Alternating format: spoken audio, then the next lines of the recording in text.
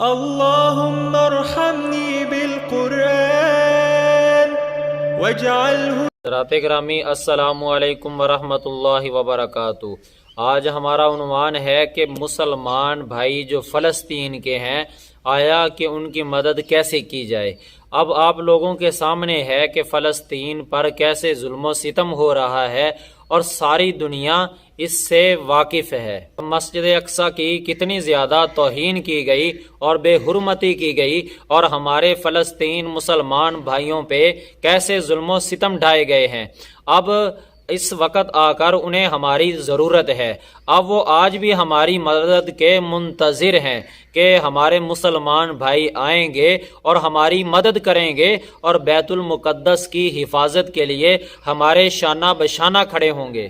مسجد اقصی کی فضیلت تو آپ لوگ جانتے ہی ہوں گے کہ وہ مسلمانوں کا قبلہ اول ہے. اور دوسری فضیلت جو سب سے بڑھ کر ہے وہ یہ ہے کہ وہاں پر سرکار دو عالم صلی اللہ علیہ وسلم حضور علیہ السلام نے وہاں پر نماز پڑھی ہے. یہ اس مسجد کی سب سے اہم فضیلت ہے. تو اتنی بڑی فضیلتیں ہیں تو اب اس کی حفاظت کرنا بھی میری اور آپ کی ذمہ داری ہے.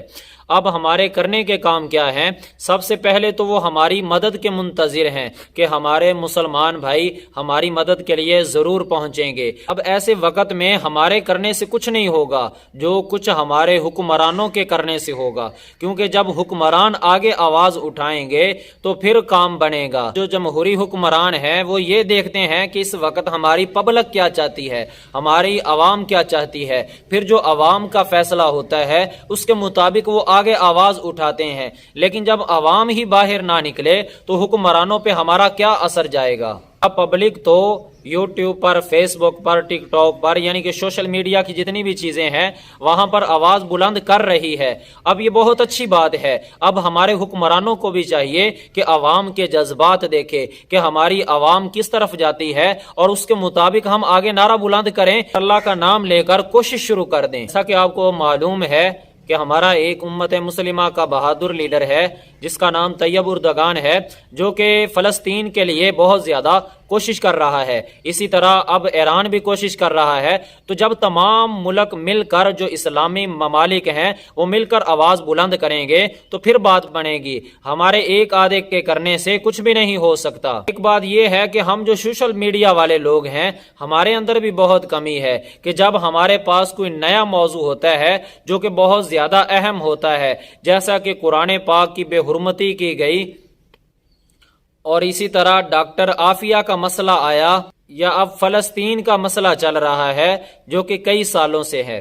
جب کوئی اہم موضوع شروع ہوتا ہے تو ہمیں وہ تسلسل کے ساتھ چلانا چاہیے. اب جتنے بھی اہم مواضع آتے ہیں، موضوع آتے ہیں، ہمیں اس پر تسلسل سے کام سوشل میڈیا پہ کرنا چاہیے کہ ہماری آواز بلند رہے. لیکن جب ہمارے پاس دوسرے عام موضوع آتے ہیں تو ہم اصل موضوع کو چھوڑ کر دوسری مصروفیات میں لگ جاتے ہیں، تو اس سے ہمارا جو اصل مقصد چل رہا ہوتا ہے وہ ذرا پیچھے رہ جاتا ہے. اس لیے اب فلسطین کا مسئلہ ہے تو ہم تسلسل اور لگاتاری کا ثبوت دے کر اس موضوع کو چلائیں اور عوام کو بتائیں کہ انشاءاللہ ہم فلسطین کے ساتھ ہیں. اب یہ میرا اور آپ کا بلکہ پوری عوام کا یہ حق بنتا ہے کہ ہم لوگ میدان میں نکلیں اور ہم لوگ اپنے حکمرانوں پہ ایسا دباؤ ڈالیں تاکہ ان کی زبان کھلے، جو وہ گونگے بن کے بیٹھے ہوئے ہیں کہ ہمارے مسلمان بھائی وہاں پر شہید ہو رہے ہیں اور ہمارے حکمران خاموشی کا ثبوت پیش کر رہے ہیں. تو اس وقت جتنی اپوزیشن ہے انہیں چاہیے کہ وہ اپنی مصروفیات کو چھوڑ کر، سیاست کو ایک طرف رکھ کر وہ میدان میں آ جائیں اور میدان میں اپنی جو عوام ہے ان کو کال ملائیں کہ بھائی ہم لوگ اکٹھے ہوں گے اور احتجاج کریں گے اور ہم لوگ حکومت پہ دباؤ ڈالیں گے. جب ساری اپوزیشن اکٹھے ہو کر عوام کو سڑکوں پہ لے کے آئے گی، ہم اپنے حق کے لیے تو روڈ بند کر لیتے ہیں، کنٹینر رکھ لیتے ہیں، لیکن جب امت مسلمہ کا متفقہ جو کہ قبلہ اول مسجد اقصی کا مسئلہ آئے تو ہم کیوں خاموش ہو جاتے ہیں؟ تو اس وقت بھی ہمیں جوش کے ساتھ میدان میں آنا چاہیے.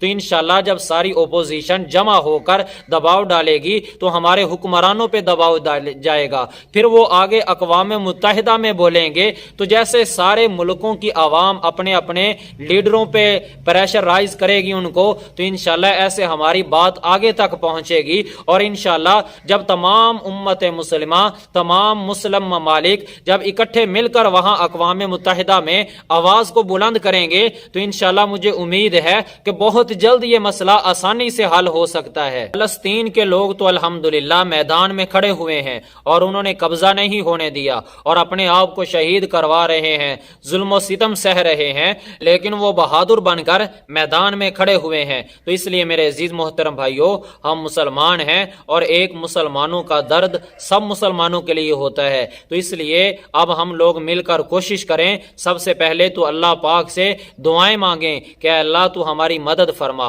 اور اپنے اندر ایک احساس اور جذبہ پیدا کریں۔ جب احساس اور جذبہ آئے تو پھر، اور دوسری بات یہ ہے کہ آج کل جیسے الخدمت فاؤنڈیشن ہے، جماعت اسلامی کی کچھ رکن لگے ہوئے ہیں، یا اسی طرح اور بھی جماعتیں ہیں جو فنڈ اکٹھے کر رہے ہیں، اور اسی طرح خیمے وغیرہ ہیں، جو بھی راشن وغیرہ ہے، تو ہم لوگ ان کے ساتھ بھرپور تعاون کریں تو ہماری جو مدد ہوگی وہ ہمارے فلسطین بھائیوں تک پہنچے گی۔ تو ہم مالی لحاظ سے اور راشن کے لحاظ سے بھی بھرپور مدد کریں، اور اپنی آواز کو بلند کر کے بھی ان کی مدد کریں، اور اسی طرح سوشل میڈیا کے ذریعے بھی اس آواز کو بلند کریں۔ تو انشاءاللہ ایسے جب ہم مل کر مدد کریں گے تو اللہ پاک بہت ساری آسانیاں پیدا فرما دے گا۔ دعا ہے کہ اللہ پاک ہمیں عمل کی توفیق عطا فرمائے اور فلسطینیوں کی اللہ پاک حفاظت فرمائے اور امت مسلمہ کا اتحاد فرمائے۔